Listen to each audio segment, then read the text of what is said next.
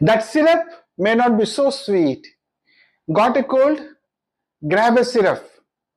But wait, most of the cough syrups what you are taking are cocktails of sedatives, of antihistamines, and of course sugar.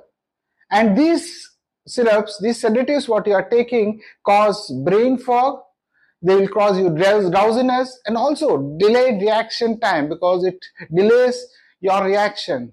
The decongestants can spike your blood sugar, blood pressure, and that sweet taste, often packed with sugar or alcohol, which isn't ideal if you are a diabetic or on medication.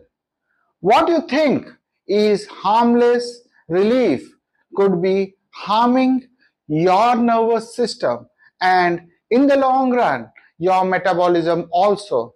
So take care of the cough syrups you are taking and also avoid them for your own good, because in the long run these are going to impact your health.